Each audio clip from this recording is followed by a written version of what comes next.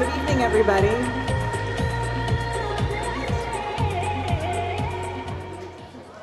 Hi, everyone. My name is Aysan, and I'm a faculty member in the theater program here, and it's my great pleasure to introduce you to Bichu, the creator, founder, and director of Circus Abyssinia, and co-founder.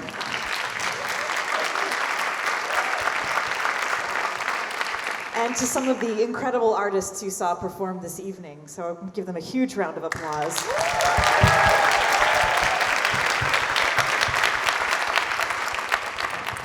I was marveling with my friend Bob, who I was sitting with, at how it doesn't really matter what age you are when you see really beautifully done circus, that if I'm 7 or 87 or in your early 40s, that it's incredible. It is awe-inspiring, and I was lifted out of my own very mundane, adulting worries on my head, and just marveling at these artists in front of me, and what humans are capable of in body and mind. And I wanted to start with a question for Bichu, because it's such an incredible story of how you came to be a circus performer and to found the circus. And I'd love to hear from some of the artists as well, but I would love to start with you. Just how did you found this incredible circus, and how did you become an artist in this form? Hi, I'm Bichu. I'm a co-founder and director of the show. Well, as most of you know, circus wasn't even a tradition back in Ethiopia.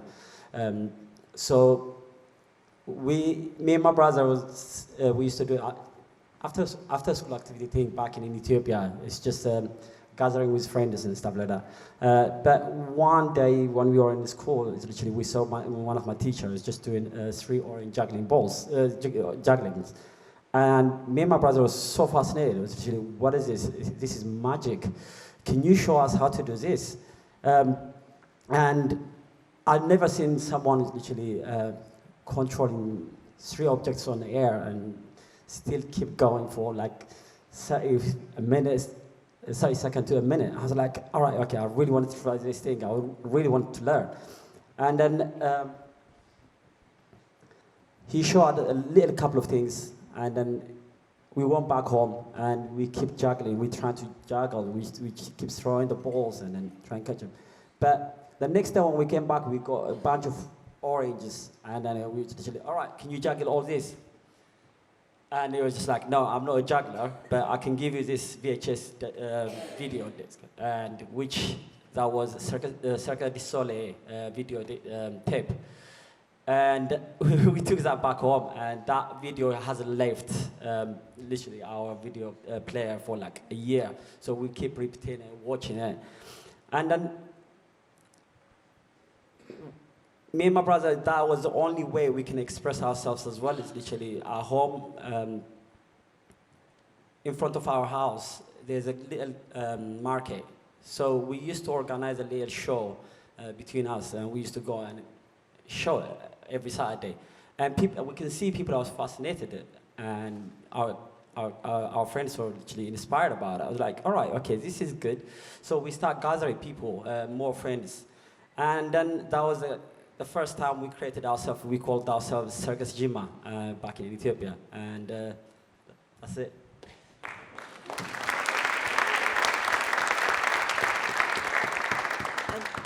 Bichu, I want to just follow up on that quickly. You ended up going to the UK and studying with circus artists there, and then making a decision about 7 years ago to come home to Ethiopia and to start a circus school and form a company. Is that? Sure, yeah. So while we're doing those little events at the market, we got scouted by a talent agency back in Ethiopia. So we came to Brighton Fringe Festival in 1996 to do a little show. So that's when we actually realized we are actually good, and there was a disadvantage of it as well. When we were back home, we made our own juggling clubs and our juggling balls. So there were professional props we had. So we have to craft the clubs, and they were in the right weight. But when we go back, when we went to the Western countries, we had the proper professional clubs, and then it was so easy. Everything was easy for us. So that was the advantage we took. And then we worked there for around, back in England, around 11 years, joined the circus. And then about 7 years ago, I went back to Ethiopia. And I was chatting to one of my friends. My tumbling teacher was telling me about, he was about to shut his school because of a lack of fund. And me and my brother, we always want to help out as much as we can. It's not like we are rich or anything, but it's literally all clubs or juggling props or all costumes. So I just said that we can do that if you can keep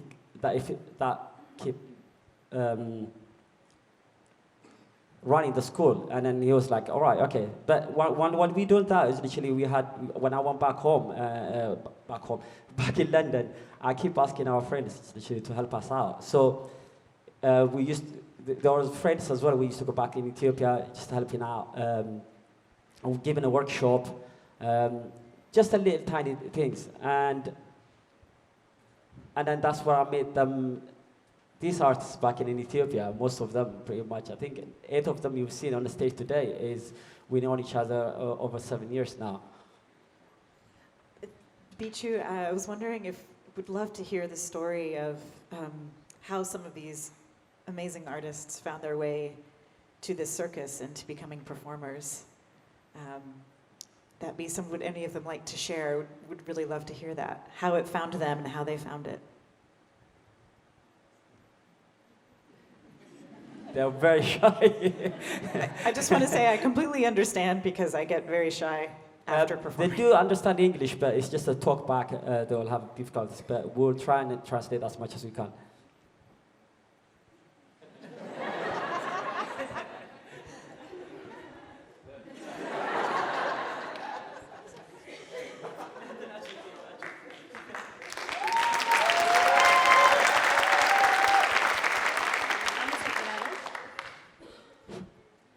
ሰርከስ የጀመርኩት በልጅነቴ ነው። በ6 ዓመቴ እንዲሁ ስለ ሰርከስ ሳላቅ እንዲሁ ቤት ውስጥ ሰራ ነበረ እና አጠገቤ ነበረ ሰርከስ ስኩል። ከዛ ነው የጀመርኩት። ከ6 ዓመቴ እንደዛ ነው የጀመርኩት።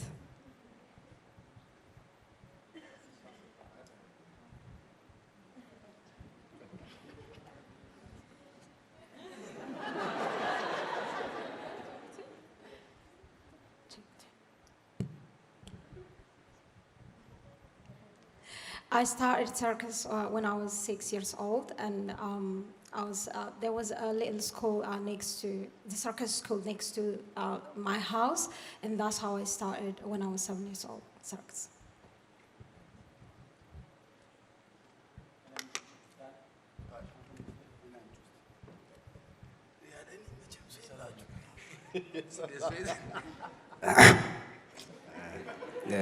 አመሰግናለሁ።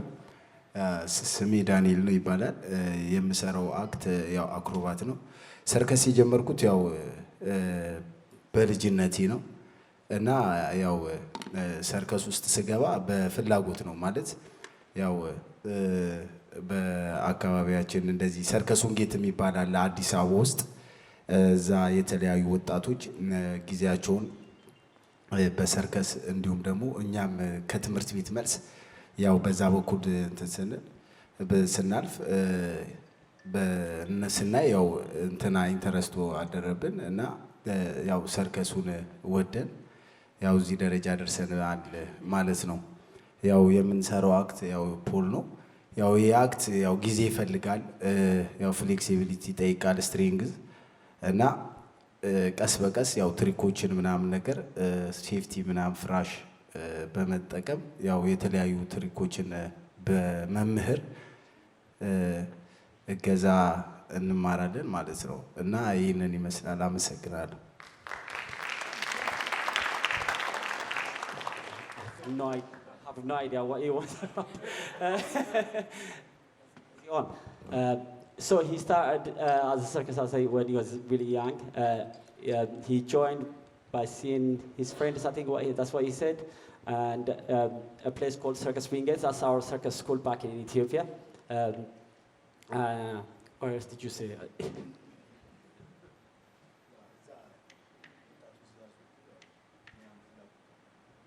Okay.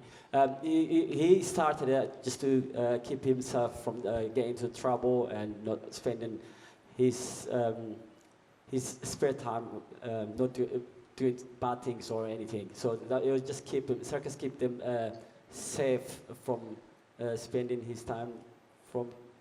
Is that what you said?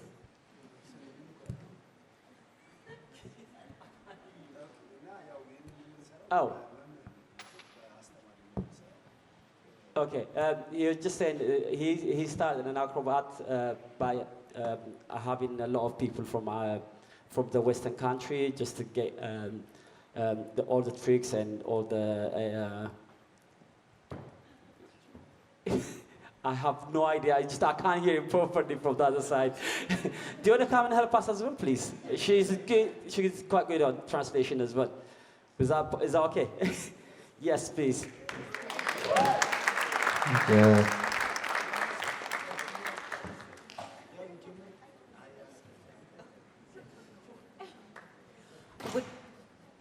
While we're waiting, we'll have another translator come up and join us.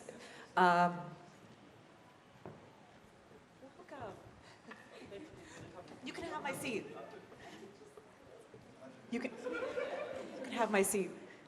Please do. We'd love to hear, could we hear from another performer? Would love to hear from, yes. You can have my mic.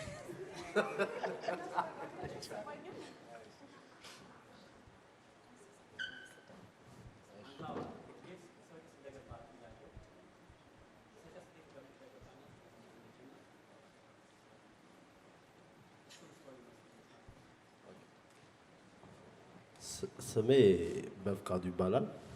ሰርከስ የጀመርኩት አካባቢያችን ሰርከስ ውጌት የሚባል ስፖርት ማዕከል አለ። እዛው ልጆች የሚሰሩ አሉ ሰፈር ውስጥ እነሱን በማየትና በተለያዩ ሰዎች የሚሰሩ አሉ እነሱን በማየት ነው የገባነው። የምንሰራው ከትምህርት በኋላ ነው። እንደዛ በቃ እንደዚህ ነው የጀመርነው። በሕፃንነታችን ነው የጀመርነው። የምንሰራው ከትምህርት በኋላ ነው። Okay, so he said that he started at a very young age when he was a child. Around his area, people would do like circus acts and stuff, so he would just follow. But of course, he'd do it after school.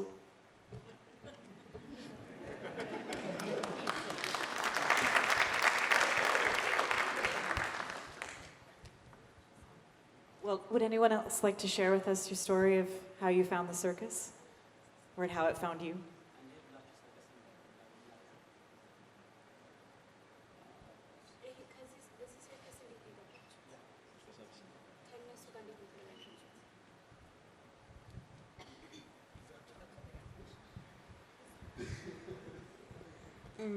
ሰርከስ አቢሲኒያን የተቀላቀልነው በአሰልጣኛችን ሰለሞን አማካኝነት ነው።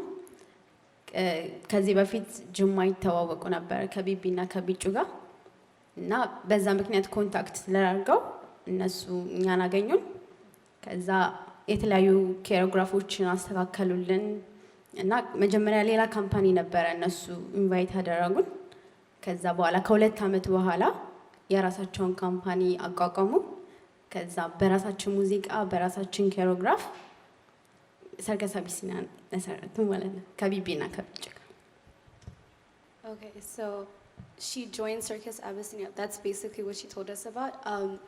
First, they used to train, and then one of her trainers introduced her to Bichu, and then they were training with another circus for a couple of years. And then 2 years later, they created their own choreography and their own circus called Circus Abyssinia, and that's how everything was formed.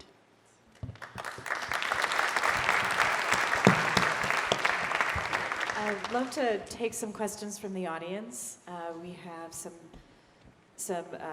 lovely folks in the audience in the white t-shirts who have microphones. So we have a hand down here in the front row. Carlos. Hello. Thank you so much for the performance. performance. I'm like still trying to catch my breath. I actually, so some of you came to visit the games and play class, and remember for the class we're actually allowed to like write about this performance, but as it's a game, as it's playing. So what I wonder is a lot of the things you do feels very dangerous, right? Like it almost feels like at any moment something could happen and suddenly everything would collapse and we would all be like, so what I wonder is, how do you work with that? How do you work with that reality that in the moment what you're doing is very dangerous?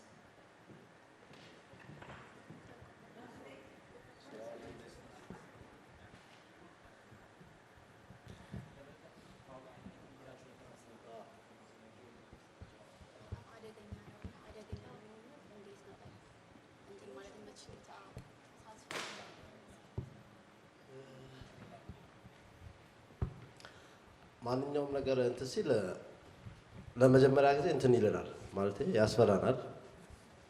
ግን ፍራቻው አለ ብለን እንትን አንልም። የተለያዩ ሴፍቲዎች አሉ የምንጠቀማቸው ፍራሾች። እሱን በመጠቀምና ከፍራሹ ይበልጥ ደግሞ እኛ እርስ በርስ እንትን እያለን ቀስ እያለን ከታች ነው የምንጀምረው፣ ከቤዙ ነው የምንጀምረው እና ትሬኒንግ ነው ሁሉም ነገር እና ምንም የሚያስፈራ ነገር የለም።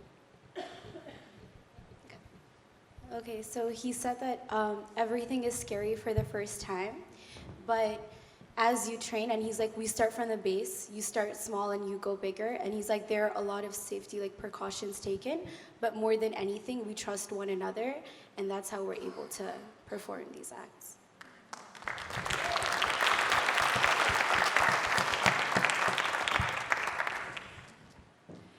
Any other another question from the audience?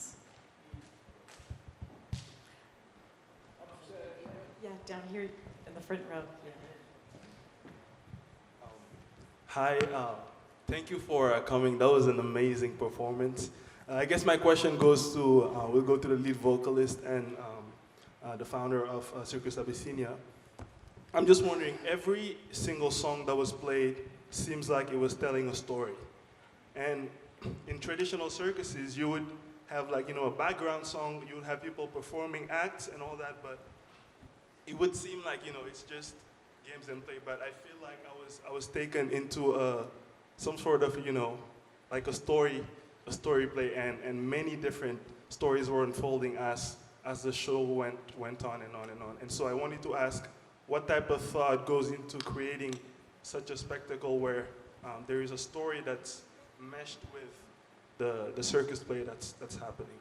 So yeah, that would be my question.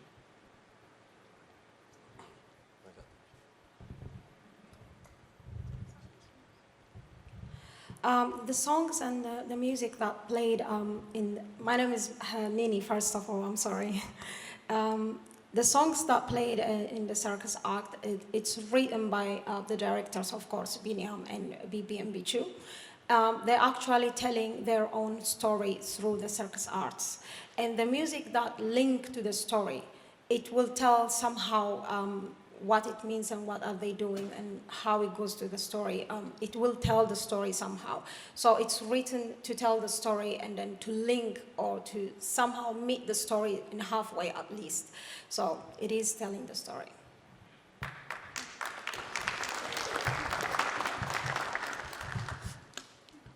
Yeah, one of the hardest thing actually we found when we actually created directing the show is just like finding the right music to tell that while we do the act as well, to tell the story. So it was a lot of research, and my background is not a musician as well. It's been one of the thing I've been struggled.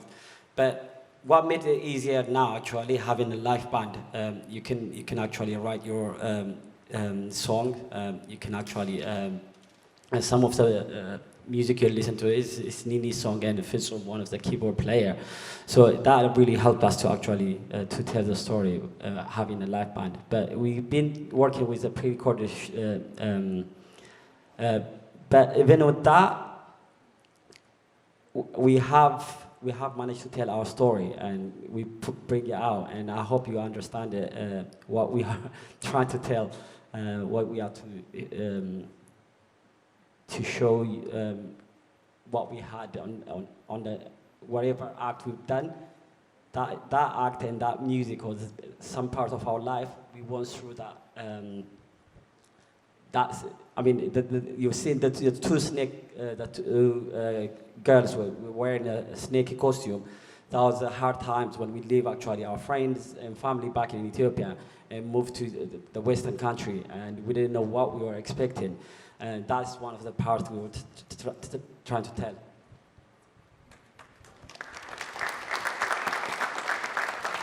I think we have time for one more question. I see someone. Yes. Great.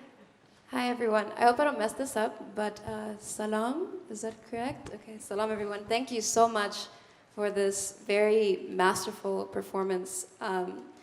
My question is, what kinds of things go into maintaining your bodies at the caliber they have to be to perform this way? Are there diets that you have to follow? How often do you train?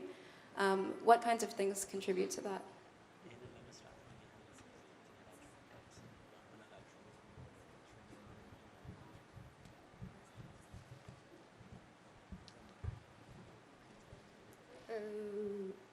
ረጅም ጊዜ ነው ልምምድ የምናደርገው። ከልጅነታችን ጀምሮ ነው የሰራነው። ስራው እንደሚታየው ብዙ ፍሌክሲቢሊቲ የሚጠይቅ ስራ ነው። ብዙ መተጣጠፎች ያሉበት፣ መደራረብ፣ ጥንካሬ፣ ብዙ ነገር የያዘ ስራ ስለሆነ ከልጅነታችን ጀምሮ በሳምንት 5-6 ጊዜ በቀን ከ5 እስከ 6 ሰዓት ትሬኒንግ እናደርግ ነበረ። አሁንም እንደዛ እናደርጋለን እና ረጅም ጊዜ ነው የሚፈጀው። ያው የሴት ሰውነትም ስለሆነ ጥንካሬና መለጠጥን በተመሳሳይ ሰዓት ማግኘት ትንሽ ከበድ ይላል። ለዛ ከበድ ያለ ትሬኒንግ ሲደረግ ሁሉ ነገር ይመጣል እና በልምምድ ነው እንደዚህ ሆኖ። ምግብ ምርጫ የለንም። የፈለግነውን አይነት ምግብ መብላት እንችላለን ልምምዱን እስካደረግን ድረስ ምግብ ችግር የለም። So basically, she said they've been training since they were really young, like maybe 5 or 6 years old. And she said that they train like 5 to 6 times a week for 5 to 6 hours every day, which is a very big dedication. But she said as long as like you train and put in the work, especially for girls, because their bodies are a bit different and you can develop muscles certain places. So you just have to do certain exercises. But yeah, they eat whatever they want, as long as they work out. Yeah, Bichu and I were talking about this, about how, I mean, it's incredible. Knowing this myself as a performer, you don't have a choice to not do the show. And if you're not completely present or focused or have enough sleep or have enough nutrients in you, it compromises the safety in the performance. And so what you're seeing is this like very, very high level of focus and ability and care for that, which is really incredible. Thank you so much to this incredible group of artists for giving us a very magical evening. Thank you all for staying for our talk back, and thank you, Bichu.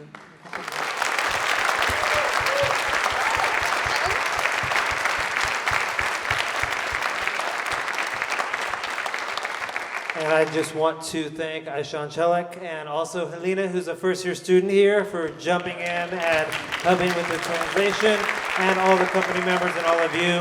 And we hope to see you again at lots of other shows at the Art Center. Thanks, and have a great night.